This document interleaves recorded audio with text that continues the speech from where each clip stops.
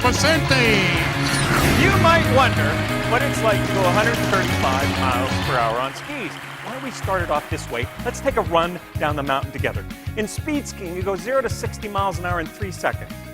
A Ferrari can only do it in 4.2. You get up to 125 miles an hour in 8 seconds, all heck is going to break loose. You want to be in a tight aerodynamic tuck. Does this seem normal so far? Perfect. Now the technique is you got to take the downhill ski, a 240 centimeter ski, 8 feet long. You have to pick it up, throw it out, turn it out in outer space, slap it around, and slap down in a tuck because you go 0 to 60 miles an hour in 3 seconds, which is the easy part. It's at about 100 miles an hour. It starts to get very difficult. The air is pushing the body all around the skis. Go bap, bap, bap, bap, bap, bap, like that. Do not separate your hands. It's called breaking your tuck. You're trying to push down the track, and the air's pushing you around. The skis are going like this. Riding a flat ski is very fast, but very unstable, because sometimes you might catch an edge, and if you catch an edge, it turns the body, it catches the air, and you're in this position. Bye.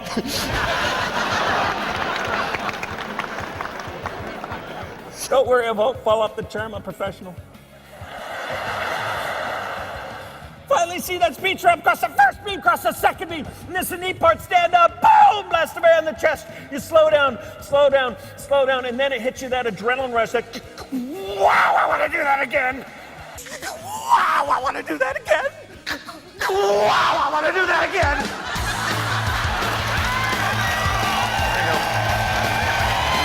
There you go.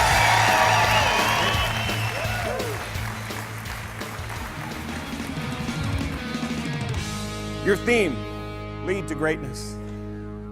As we move forward in an environment that none of us have really experienced to this degree before, how do we lead to greatness when it feels like, in many ways, we're just trying to cope or manage the situation we're dealing with? If you've ever taught a child to ride a bicycle, 2-word advice we always give: keep pedaling. But what's the instinct on the bicycle? I'm not going to pedal. Are you crazy? I'm going to get balance. I'm not going to speed up. I want to get balance first, and then I'll pedal. Does that sound familiar? We want balance. We want balance in our world of more, faster, now. And the complexities of an economy that's just throwing at stuff at us like left, right, and center. And for us to even consider the notion of speeding up is counterintuitive. It's against our instinct. What do you mean, speed up? If you have employees, if you've got family, if you're part of any kind of organization that's headed in a direction, not only do you tell them where to go, but the why has to do with emotion. I call that the emotional buzz. And the emotional buzz is this: when a thought creates a physical reaction. A thought of marching in the opening ceremonies of the Olympic Games sent a tingle up and down the spine. It was in the pit of the stomach. It was like, oh, I'd love to do that. Just that feeling and that imprint happened from the opening ceremonies at age 14, watching it on TV, to seeing it live in Calgary with those athletes marching for their countries. But the thought of marching in the opening ceremonies of the Olympic Games was like, oh, I would love to have that. I'd like you to start thinking about what that emotional buzz will be for you in your life, with your firm, the people you serve, the people in your circle, your family. What emotional buzz? Why are you doing this? What service will this parlay into in your own personal life? So this is how corporate America competes. They want to do what the competition's not doing. If you do what the competition's not doing, then you will get more recruits. You'll fill your calendar more. You'll have more shows, more parties, more friends. Folks, switch it just a touch. Instead, do what the competition is not willing to do. And to do what the competition's not willing to do literally changes the game, because the question then becomes, what is that competition not willing to do? That high performer, typically, those are the things you're not willing to do either. Take that metaphorical mirror and be really, really, really honest and say, what am I not willing to do?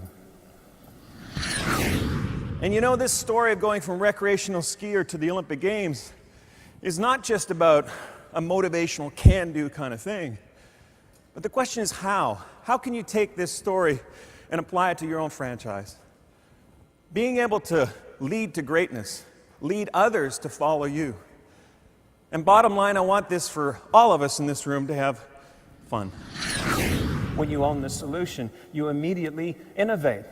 So what would you do? You call up a friend with a really fast car. Get skis, put skis on the ski rack with bindings facing up. Get in the pink rubber suit. Pink because it's free, basically.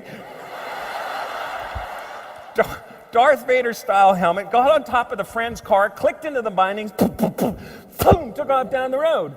At 100 miles an hour on top of your friend's car, you start to learn a lot. A lot about people, actually. People coming the other way. Because they're looking at you, you're looking at them, and you realize they think you're luggage. The biggest fear was not crashing the car, it was getting arrested. Folks, I'm wearing a pink rubber suit. We all wander through life and we get clues from our outside world of what's next or what's important. And one of the most powerful lessons that I ever got was 3 months after the Olympic Games. And I was a bit lost. There's something called post-Olympic depression, if you will, where I just didn't know. I had no more goal to strive towards. It almost seemed empty. And I walked by the den of my folks' place. Dad was sitting in his favorite chair, as dads do. He had the TV on mute. He was talking on the phone to some buddy of his, something about the Olympic Games. I wandered by and heard these exact words. Those Olympic Games were the greatest experience of my entire life. Those Olympic Games were the greatest experience of my entire life. And I looked at him and I thought, really? And then he said something that every son or daughter should hear, at least once, and especially by accident. He said, I was so proud of my kid. And then it made sense. And the gift he gave me is winning is a journey of integrity. He didn't talk about the results. He talked about this path that we've taken together, the pride that resonates from being part of that journey. And that's when you know you've got something important. As a new dad myself, now I know, let's just have fun. Let's just have fun. We'll get there. We all hit bumps. Health, relationship, physical, financial. Is our character defined by the bumps we hit, or is it defined by how we respond to those bumps?